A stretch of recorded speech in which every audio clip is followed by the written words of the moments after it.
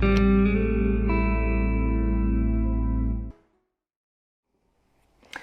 everyone and welcome back to the channel. In today's video we are going to be going over two big things: the official cost of living adjustment going into 2024 for Social Security, as well as the Medicare premium updates and IRMAA surcharges.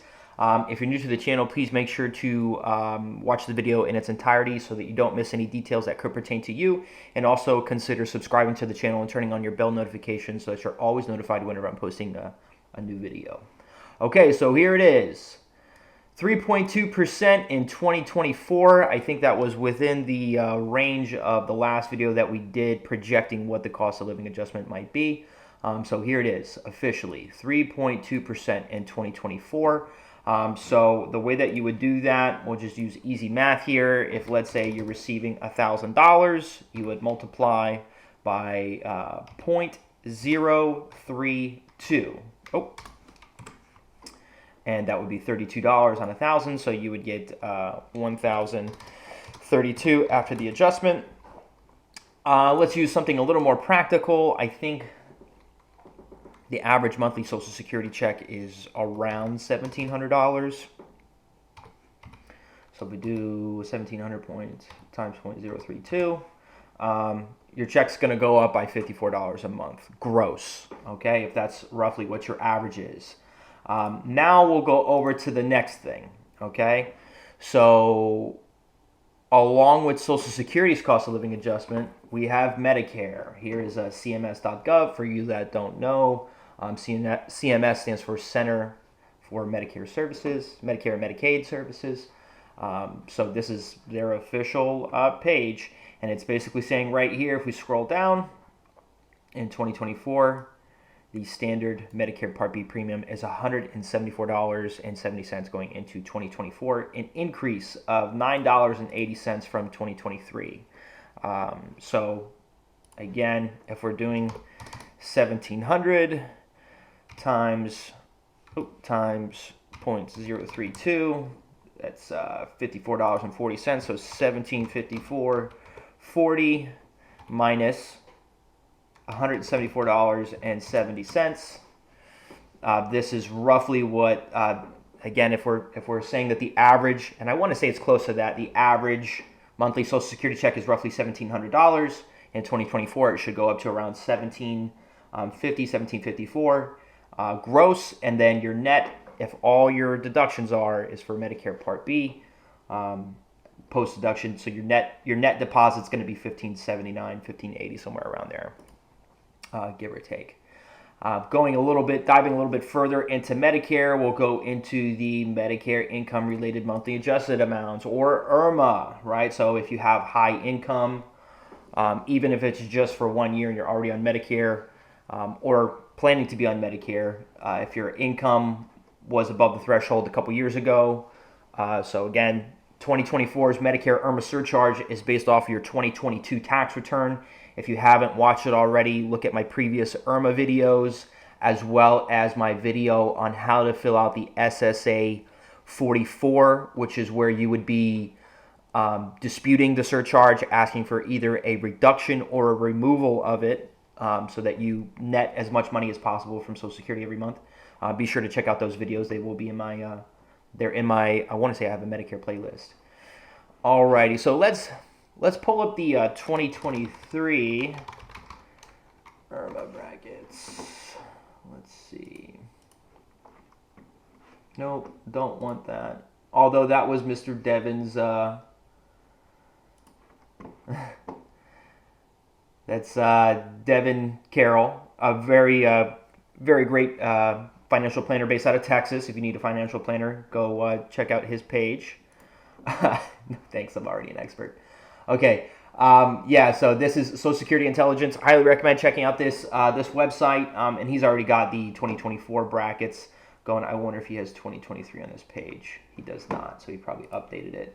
So let's go down here. Here's 2023. Again, this is CMS.gov. So let's compare it, all right? Full Part B coverage.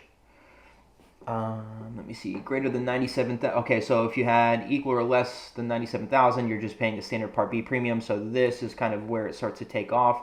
And this is, what chart is this? Beneficiary who filed individual tax return. Beneficiary who filed individual tax return. Okay, so that's full Part B coverage. This is the drug plan. And then I'm looking for, okay. I just want to make sure I'm reading this correctly, right? So it's talking about individual tax returns, and if you're married, married and live with their spouses at any time, but who files separate.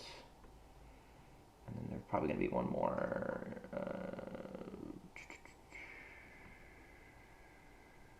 Am I reading it the wrong way? The chart, the chart that comes on the letter, if you're going to be affected by this, is actually a pretty great chart. You'll get that letter from the Social Security Administration.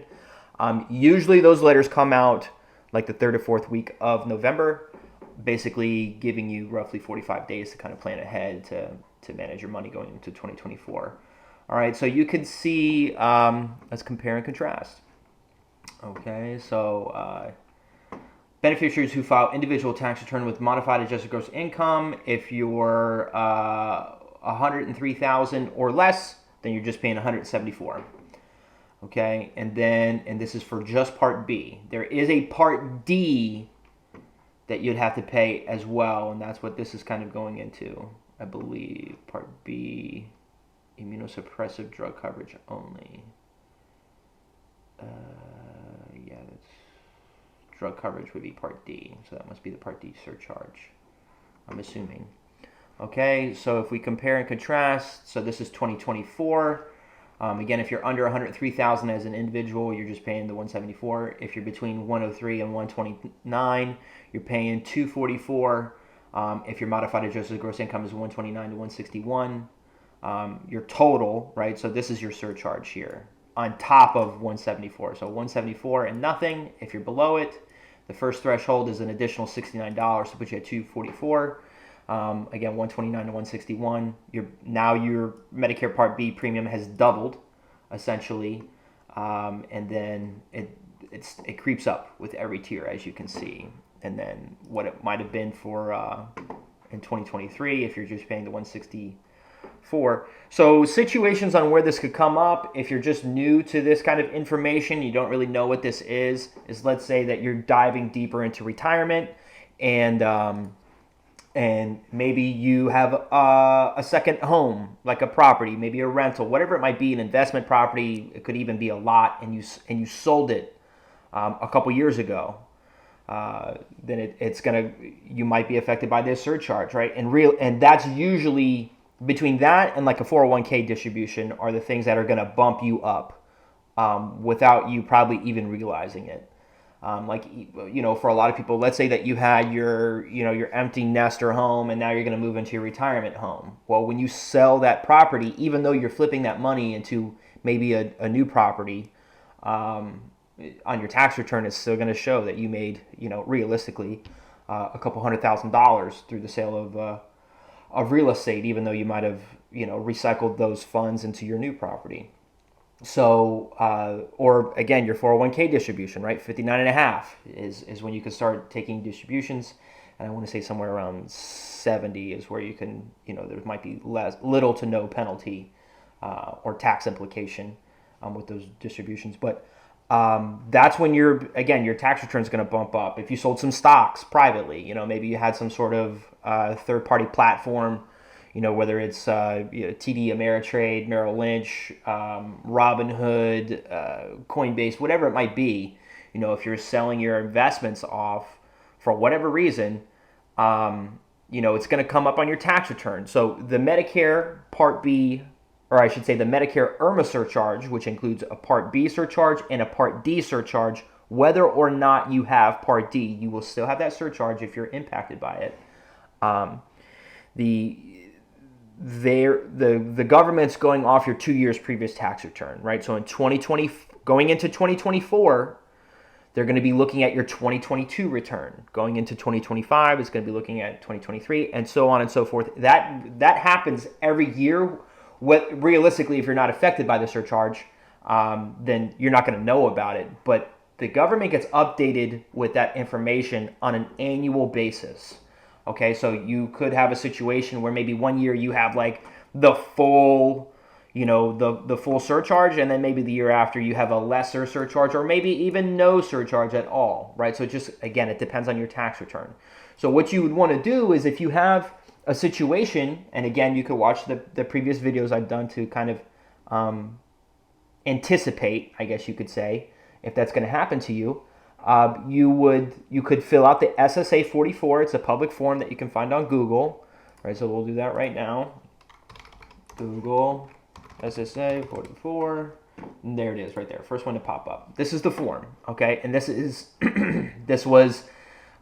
this version came out in December of 2022, talking about 2023's return, I believe. Yeah, would have been talking about 2023's return.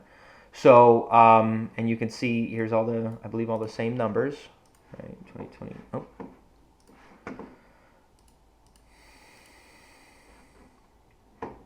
Or is this 2023? Yeah. So 97 to 194. Okay. And so you could see, this is a much better chart, like I was saying before. It breaks it down just very simply, right? Single, married filing jointly, married filing separately. And here's the different brackets. Here's the different kind of surcharges. So this is talking about Part B and the Part D. Whether or not you have that Part D plan, you're still going to pay this surcharge for whatever, whatever's going on. But that's it. So they have, again, we talked about the 2024 cost of living adjustment for your Social Security benefits. Realistically, a cost of living adjustment goes off based off your gross benefit, and then the updated 2024 Medicare Part B standard premium, as well as the Medicare IRMA surcharge. And then I don't know if this covers if you pay for Medicare Part A. Yes, that's what this is, Medicare Part A. Let me see, the Medicare Part A inpatient. Deductible. I don't like going over deductibles because I'm not a health insurance agent. Let me see here. Where is it? Premium Part A. Let me see. If you're going to pay for Medicare Part A, there's normally a which will be, okay, here it is right here. It looks like $505. Let me see. Okay, enrollees age 65 who have fewer than 40. This is the information I want right here. Okay, enrollees age 65 and older who have fewer than 40 quarters of coverage or 10 years of work in the U.S. and certain persons with disabilities pay a monthly premium in order to voluntarily enroll into Medicare Part A. Individuals who have at least 30 quarters of coverage or were married to someone with at least 30 quarters of coverage may buy into Part A at a reduced premium. Okay, so basically, if you have 40 quarters of coverage equals 10 years of work in the U.S., if you have between 30 and 39 quarters of coverage, you'll pay for a partial premium. If you have less than 30, then you'll pay a full premium for Medicare Part A, is basically what this is saying. All right, and let me see, buy into Medicare Part A at a reduced monthly premium. Okay, so the partial premium is $278 in 2024, and it looks like the full premium is $505. A decrease of $1 from 2023. Okay, so that's what you're looking at if you're currently paying for Medicare Part A, or maybe you know that you will have to pay for it. For those of you that don't know, if let's say you have what I would refer to as a traditional marriage, where one person was a homemaker, maybe raised kids, things like that, and the other person, went to work and kind of earned a wage. You can utilize your spouse's or your divorced spouse's earnings record in order to avoid paying for Medicare because they have established or paid for the tax burden. If you're a divorced spouse, you would have had to meet all of Social Security's criteria as a divorced spouse, which means that you would have had to have been married for a period of no less than 10 years to that person. So from the start of your marriage to the date that your divorce was finalized, it has to be at least 10 years for you to be classified as a divorced spouse and be able to utilize that person's earnings record for either Medicare or Social Security benefit purposes. And again, you could check out that video. I have a video on what's considered a divorced spouse or kind of a a one-off of that benefit, an independently entitled divorced spouse. So check out those videos. And that's going to wrap up today's video. I hope you enjoyed it. I hope you got something out of it. Thanks for watching. If you enjoyed the video, hit the like button, subscribe to the channel, and turn on your bell notifications so that you're always notified whenever I'm posting new content. If you have a question or want me to cover another topic, please leave a comment down below and I'll be sure to address it as soon as possible. Thank you so much and have a fantastic day.